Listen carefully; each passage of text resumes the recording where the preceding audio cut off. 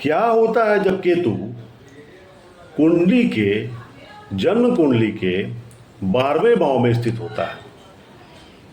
दोस्तों, जब आत्मा मोक्ष की ओर अग्रसर होता है तो यह स्थिति बनती है।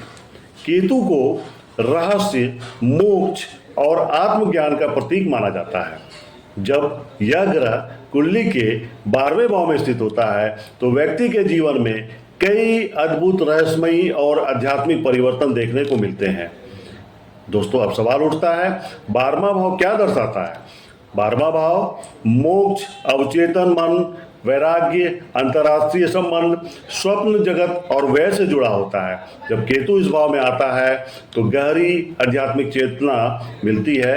जातक में एक विशेष आध्यात्मिक ऊर्जा प्रभावित होती है। ऐसे व्यक्ति भौतिक जीवन के आकर्षणों से परे जाकर आत्मा और परमात्मा के वास्तविक संबंधों को समझने का प्रयास करता है। दूसरा, वैराग्य की भावना जागती है। संसार की वस्तुएं, संबंध, मोह माया, इन सब का प्रभाव इस जातक पर कम पड़ता है। उसे भीतर से यह एहसास होता है कि सब क्षणिक है और वह सत्य की खोज में निकल पड़ता है।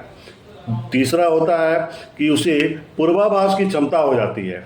ऐसे जातक में एक अद्भुत अंतर्ज्ञान होता है।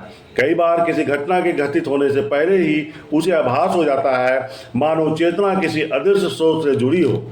दोस्तों, इसके बाद नींद और स्वप्न में रहस्य का अनुभव होता है।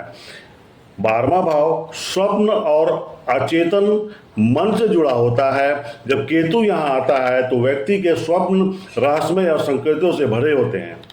तो दोस्तों, इसका मतलब ये हुआ कि मानो ब्रह्मांड स्वयं संवाद कर रहा हो। दोस्तों, इसके बाद ऐसे व्यक्तियों का मोक्ष की ओर झुकाव होता है। केतु को मोक्ष के कारक ग्रह माना जाता है। 12वें भाव में इसकी उपस्थिति जातक को अंतिम सत्य की ओर ले जाती है, जहाँ ना मोक्ष होता है, जहाँ ना मोह होता है, ना दुख, केवल शांति और आत्मा का परमात्मा से मिलन होता है।